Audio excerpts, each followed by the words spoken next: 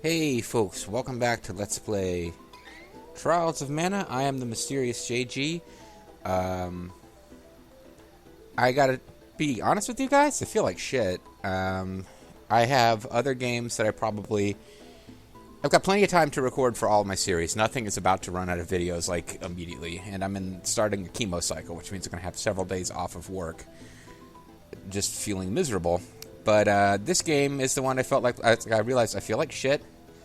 I'm going to feel like shit no matter what I do. This game does a better job of distracting me from the shitty feeling than any other game.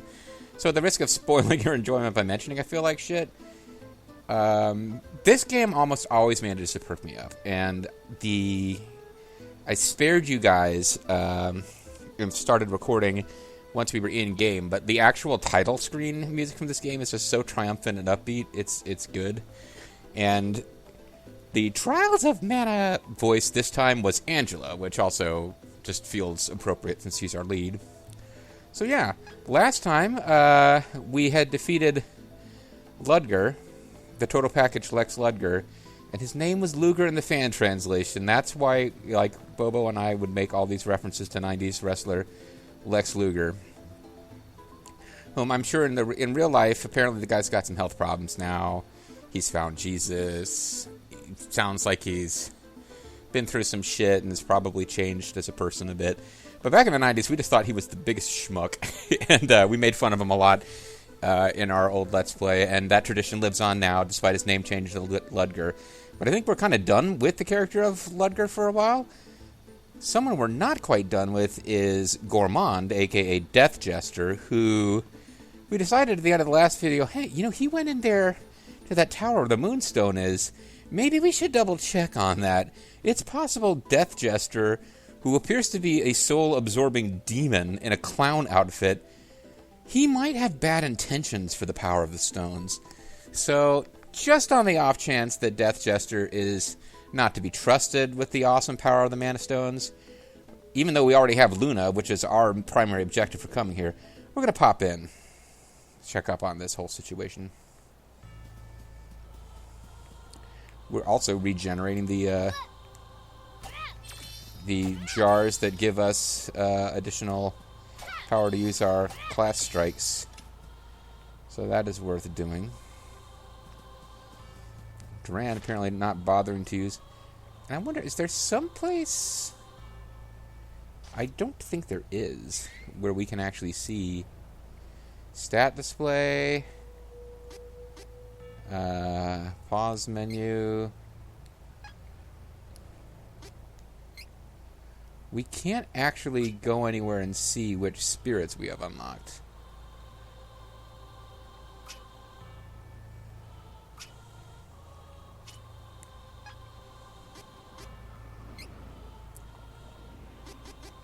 That's not a thing you can actually track through healing menus, the menus at all. We got the adventure log, which I could be reading, except they're very short, and they're just little things that appear on the load screen, so it's not really trying to be the main source of lore. Final Fantasy XIII had this maddening thing where, to make the dialogue, quote, realistic, characters would not go around saying expository things to each other to help the audience. Instead, they expect you to read, like, page after page of background exposition, and I'm like... Okay, I understand video games are not entirely beholden to the rules of film, but that ain't how film works, and you're a lot closer to film than you are to a book. This game, on the other hand, pretty much letting people just talk through expository dialogue. I approve. That's the way RPGs always used to work. Back when I was a boy, I'd walk uphill both ways to play an RPG carved out of wood, and they would actually explain what the fucking story was about. Angela, you gotta be cold in that outfit. I don't even think I bothered to mention that in Eltena, but... It's so strange to see the Moonstone just sitting here in the middle of a tower. I'm pretty sure this stone is the reason why it's always night in the surrounding Pretty forest. cool, huh? Oh, we approve. I'm saying that from a distance, but... These Mana Stones are so freaky. Hey, wasn't Gourmand or whatever in Whoever. here? I don't see him. That man was pure evil. I felt it. He was a man of pure chaos. But I don't Pure know anything evil. right now. He must have left. I would be able to tell if he was still nearby. I mean, he has dark, freaky magic to hide himself. I guess Clearly that that won't guy work, is though. also after the Sword of Mana, just like my mother and that horrible invader Belladonna. She's the super We invader. definitely aren't the only ones looking for it. Well, yeah. We can't let them have it. We've come so far. Let's find that last elemental. Come on! They still have to look for Dryad, the wood elemental. The Hero King suggested we ask the Elfin Elder. So, Suppose if Belladonna, Death Jester, and the Queen of Reason, who I don't remember her actual name. Like, she has a name. She's Angela's mother. Altena? No, Altena's the country. I don't know. You know, like, if they appeared and fought us in a 3-on-3 fight, we might be in trouble. 2 of those 3 are high-end bosses, depending on which story mode you go in, and one of them you never fight as a boss. I will not give away which one it is. oh, we should go to the hidden elf kingdom of Dior. It's in Lampbloom Woods. I don't know what Dior... Like, Dior in real life is like a fashion brand or something. That is stuck in my head, although I'm not... The door is shut. But little cactus is here. This place is lousy with little cactuses. So we were working towards 20% discount. We have 50% discount. To sell for $1 million, 50% discount. I can use Mana Stone to switch classes. Actually, one of my big hopes is that by the end of this session, I might be at a point where one thing I can do during this particular infusion weekend is just watch riff tracks and grind for those seeds, if I can get far enough in the story. We are above the level we would need to be to obtain class change. The game doesn't work quite the same as the original. Like, us being over level isn't as big a deal. Getting to level 99 is meaningful and will be helpful with doing post-game super challenges and stuff, but I think based on the way training points accumulate, us hitting the 3rd and final class change, we will not then instantly have access to all the skills. So we're over-leveled, but it's not like shockingly great over-leveling at this point, I don't believe. And you would not like want to hit level 38, get your final class change, and then rush to the end of the story. You might encounter trouble. I've been told by people who are, fairly trustworthy that you don't really need to level at all in this game. Like, just fighting through the enemies that are presented without ever cycling through old areas to collect extra experience, you're probably going to be fine. But I don't think the level of over-leveling we've done is going to make a huge difference when we get to the end. I think we might be a little stronger than you're meant to be before it's possible to squeak out a victory. Overall, the game just isn't as hard as the Super Famicom version was. And I've mentioned this over and over, the big thing is they use the Unreal Engine. There's a little bit more action orientation. It's not purely down to menu combat. Literally in the old game, you could press and hold the melee button, and your primary character would just continue to do their default combo and auto-target enemies for you. It was an inventory management style RPG. But in that game, the enemies would throw out whatever their big attack was. There was no chance that you're going to evade. You just have to be prepared, have some buffs applied, be ready to heal after. In this game, some are harder to dodge than others, but just the fact that a boss will like telegraph its attack and give you a chance to get out of the way, totally different ballgame. And a significantly easier ballgame. And I'm talking too much without advancing the story. So, Gourmand... Oh, I know what I was going to do. I was going to try to figure out...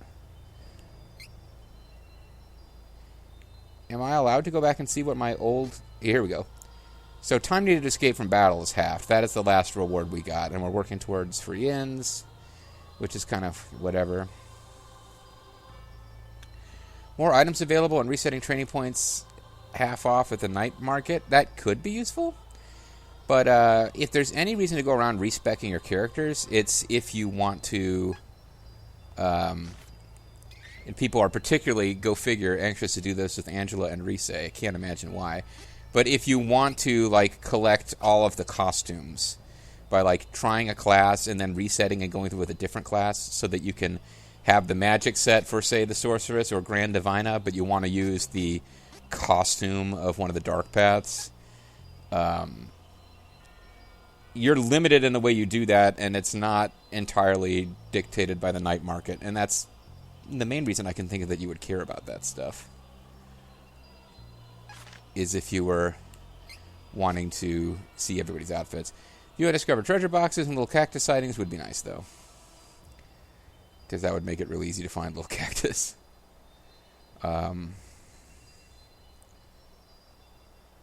Occasional 3 times use experience doesn't really mean that much. High chance of good yields from seeds. And then little cactus ring and little cactus chain ability. I think the little cactus ring has something to do with like exploiting it so your MP is almost infinite. I thought I read something about that. And then yields from seeds. None of the little cactus stuff you can get is really like critical to winning the game, obviously. But as far as like min-maxing, it sounds like those last 2 are going to be really handy.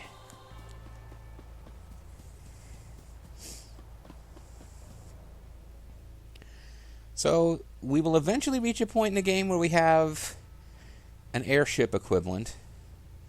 And when we do, just getting into a yellow statue I think is generally going to be enough for us to get back to the world map. But we ain't there yet. So we are going to have to maneuver our way back to Mintos or Minty or whatever it's called, the Wolfman town. I, for that reason, am not going to bother fighting these guys. Let's help each other.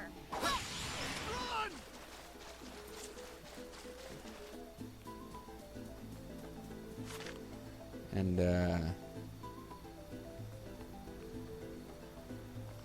if I think I can navigate this. I don't have time for this. Stop. Actually took a little damage there. One thing we need to do when we get to town, actually, is, oh, I didn't actually mean to go this way. I should have gone left, but makes a precious little difference. One thing I need to do when I get to town is actually sell, like, 50 candies, because it's not going to make a huge deal to our gold supply, and our gold supply has not been a problem so far, but right now, I was just thinking, should I use a candy? I took, like, 1 hit, and, like, no, it's not worth the time it would take to go through the menus. But, we are at 99 for candy. It's a extremely common enemy drop. And there's not that often that I actually take the time to heal in this game, so if we want to get any kind of return on them, I need to sell a bunch for whatever pittance it'll give us. Because I just kind of feel like, I feel like this suboptimal, like there's a ghostly spirit whispering over my shoulder, "You're doing it wrong," every time I throw away candy from an item drop. So there's the inn. I don't even think I'm going to bother. Items.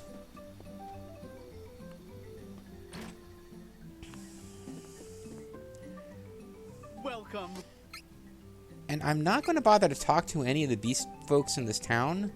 Not out of some kind of anti-beast racism. I mean, I love Rick and Slope's daddy.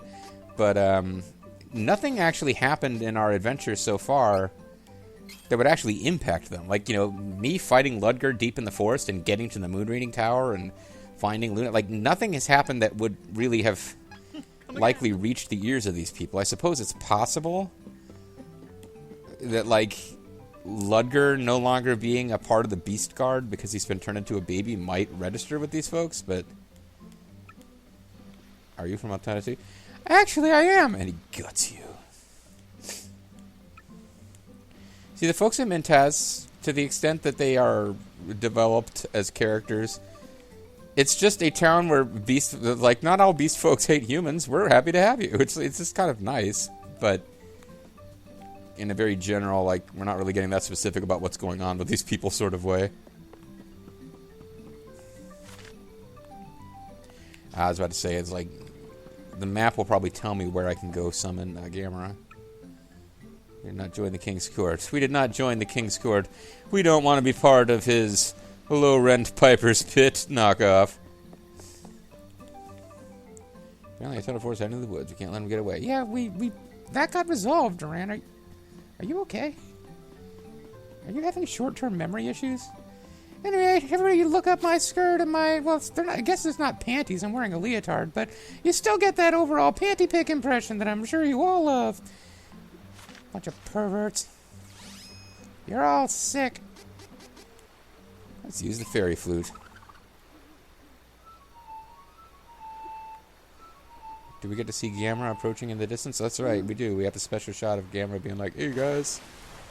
Gamera is a friend to, well, no one, but in this case he has to help you because you're a fairy. That's the impression we got. The Kokoporos and Gamera, whose name isn't actually Gamera, are helping you because you've been chosen by fairy and they're more in tune with the natural world. The last mana stone. We just have to find the woodstone. Let's go to Lamp Bloom Woods. We're not actually on. Triad is on our side. We've got all 8 elementals. We're not actually. I'll get the Sword of Mana. Become the strongest sword master ever. I suppose I could date the strongest sword master ever. Even if he's dependent on his powerful sword and not his own skill. You got nothing to say about this? I guess Carly doesn't know, so we're kind of minor, very short-term spoiler. We're heading into an area where we're going to get some of Carly's backstory, but as we find out Carly's backstory, I believe it will make sense that she does not anticipate anything special about this place and isn't worked up about it one way or the other. Anyway, the point I was going to make about Gamera here is that like all these natural creatures, the Kokoporos, the giant sea god, whatever, they're more in tune with the natural world and mana. They're like, you know, creatures living and freely engaging in the force. So like they're helping us because they know that ultimately we're going to help other humans who are worse than us screw shit up even more. But I don't think they actually meant to like us. The turtle does come across as being like friendly. He wants us to come closer so that he could eat us or give us salmonella at least. But I do not believe that in this game, Gamera is friend to all children.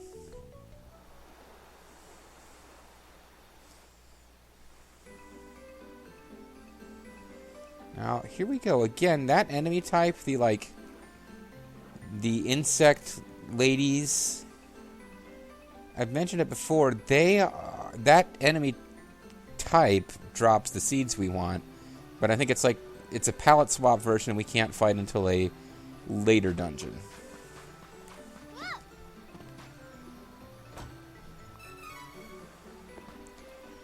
So, this was one of my favorite musical themes from the old game. And they're generally doing a great job with the music, but... yeah, listen, I'll stick with the remake version. But, I'm not enjoying the remake version quite as much. I'll give it a chance. Because the other thing is, my memories of how this music sounded are based on playing it on an emulator on a clunky computer, and they're not based on me playing it in the Let's Play, because in the Let's Play it was very much, you couldn't understand a damn thing. The music was all slowed down and weird. Excuse me, I was wondering what would happen if we came here before we did the Moonstone and that speech about coming here. And the answer would be this would pop up here, and whatever happens when we go up to it won't happen. You'll just walk up to a wall and this scene won't trigger. So I'm glad I didn't waste time checking it out. These plants are dusk moon vine. My powers can unseal the Has past. she got like a pacifier or something?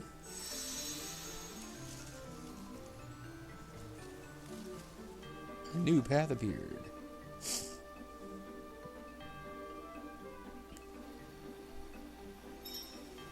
Find the Elfin Elder. It's a shame Grimmeth's not playing this game. He loves elves. Huge fan of the various video game elves. Leave it to me, Wookiees. Wookiees? They're not Wookiees, they're quilted hoods. Suppose a couple of battles against the enemies here just to kind of show their capabilities. Curious. These things might be weak against fire. It's unlikely they have any other elemental weakness, but sometimes Woodland creatures might be weak against fire, but no, it looks like they're just not weak against anything, but they don't absorb anything either. All done. You guys may be weak against fire. No. So they're pretty much down to, like, if it's made of ice, it's weak against fire. If it's made of fire, it's weak against ice. Otherwise, none of this shit has any effect, which is a shame, because you would think any kind of plant creatures would be fairly easy to take out with fire. Fireball! Get out of my way before I break you. Wow, that didn't do too much to them at all. I mean, I got 2 of them, which is why I went with the weak magic. Because it has area of effect. You wish. Assassinant. You might not really... I don't know if Earthquake would even work, but I have been enjoying using the magic of darkness on flying enemies. Because it kind of hits in multiple stages, so it takes them a while to fall down, giving our friends plenty of time to beat them up. Sleep Power is a wood elemental spell in this game. Mushruption.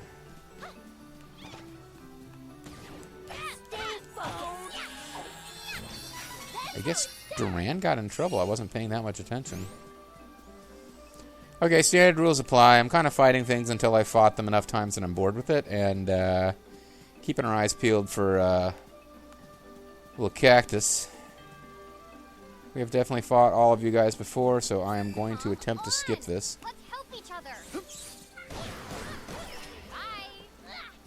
This area will be a pain in the butt to loot unless we take you out, so we will take you out. It's over. Nothing is over. Easy peasy. We have hit points. Might as well hit it while we're here. Thought I saw one of those little yellow things, but maybe I got it while fighting and didn't notice. Alright, whatever. Let's get out of here. Leave it to me, Wookiees. I was born here. In Wampoon Woods. Okay, so she does know. The secret is the flowers. At night, some flowers glow red. Follow those to get to Dior. And this would indeed be the time in the story, I believe, where if we didn't already have Charlotte in our party, she would show up, we'd get some dialogue with her, she would explain everything she just explained, and would be running around as kind of like a fourth NPC, like, just popping up from scene to scene, not constantly accompanying us.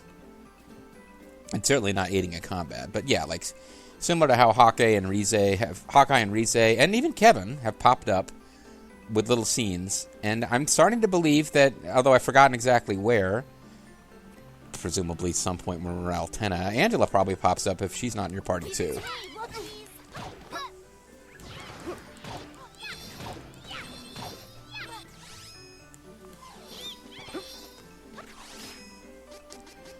Alright, it's time to explode this Russian mushroom. I know I'm going to get hit by a quilted hood, but it's worth it if I can explode a mushroom.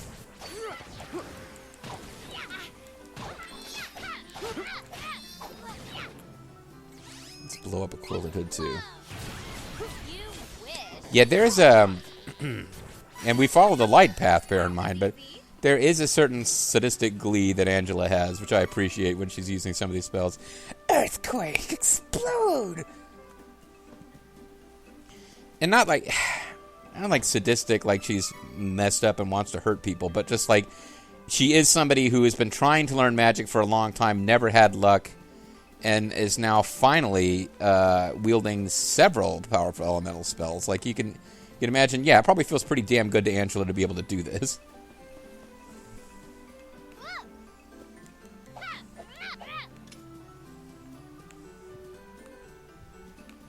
Sometimes interacting with the statues will do something other than save the game. I'm thinking something goes on there in the story later.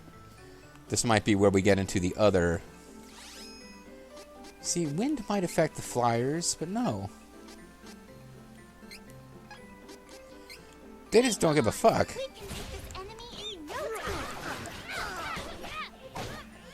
When I figured out what the charge strikes are, which I'd forgotten about, these.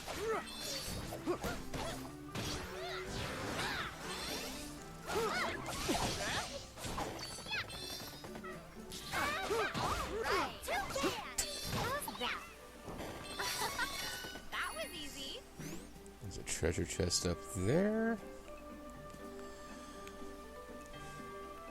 But yeah, my point I was making about Angela is like, I don't think she's like a weirdie. It's just a matter of, yeah, she is somebody who, the not being able to do magic thing had been bumming her out for a long time. So she does seem to be getting a certain relish out of actually finally being able to use magic. Even if her magic is purely about destruction, she does not have, and this is her character role in the story, but she has like zero, buff, debuff, anything like that. It's purely about like damaging enemies directly by taking down their hit points. No strategy other than kill. So I don't even know what song I'm trying to do there. Oh, good. We don't have to be on guard for now. I think it's the song from Hobgoblins. We're part of the joke in the Mystery Science Theater Riff Raff, because everything I say is pretty much... I don't actually have my own thoughts or opinions. I'm just a program that takes words from Mystery Science Theater and arranges them in new sequences. But part of the joke with the song from Hobgoblins, where they go to a club... The characters are at a club, and as a musical interlude, they listen to a band performing at a club, and part of the joke is that the audio quality is such that you can't tell what the title of the song is. So the Mystery Science Theater guys are like speculating as to what it's actually called throughout. Oh, interesting. It used healing light on its friends.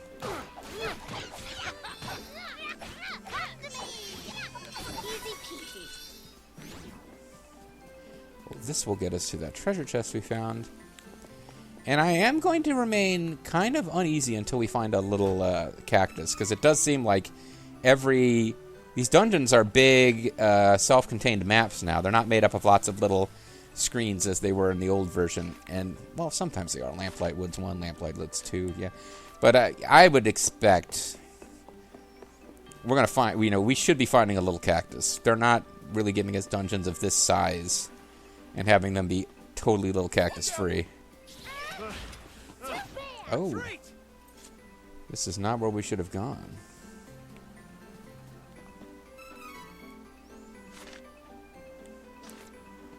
Little Lamplight Woods 11. Yeah, this place is interesting because it's unmapped. Oh, and I think we're actually finding out... Okay, I think had we gone to...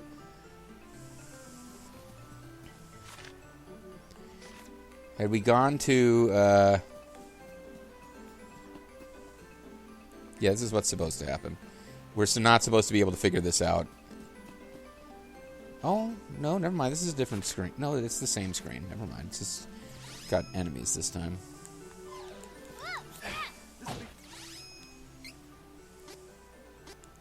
Faster if we fight together. What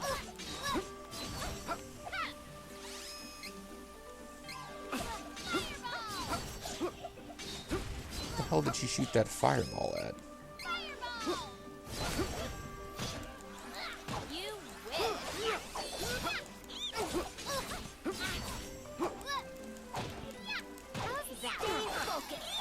I say again in a spot of bother, I'm going to have to manually heal if the computer doesn't do it for me in a minute. Duran can't get enough of the power of Hercules hooks. So, leveling up Duran and Charlotte, not as sexy as leveling up Angela, just because the choices don't really seem to lead to skills so often. But, oh wait, no, I had just gotten to the point with him where I no longer really had a goal, so I could go for intellect +5, stamina +5. It's probably more useful. Or I can start working on luck, because I'm sure eventually I'll need some of the stuff from luck. Hold on, let's see. Broken line. 30% chance of defense increase with a critical hit. Survive. 20% chance of retaining 1 EP instead of fainting. I feel like the luck stuff just doesn't do that much for him. Like, when we got class change, Spirit, which is already at 15, which is the most I could put into it in advance, is probably going to be the place where I'm going to start dumping more points. So to that end, let's max out stamina. And we'll work on intelligence next. And then as we're getting more training points before class change, I'll just dump him into luck. But luck does seem to be the least important stat for Duran. No one can beat him at a game of cards. He doesn't need luck. He has skill. With that nonsense said, I'm going to call it a video. And when we come back next time, we will continue to explore this forest. There's a gimmick to finding the correct path. Hopefully, between Charlotte and Fairy, somebody will pop up with some dialogue to help. Because she's talked about you have to follow the red flowers to get to Dior. So maybe they've already given us the hint. Once we get to the Lamplight Forest Screen 2 map, which doesn't seem to function in a logical way, I just need to start paying attention. The map doesn't work normally, but I should be looking for red flowers and going between them. I think we'll give that a try next time. Catch you then, guys.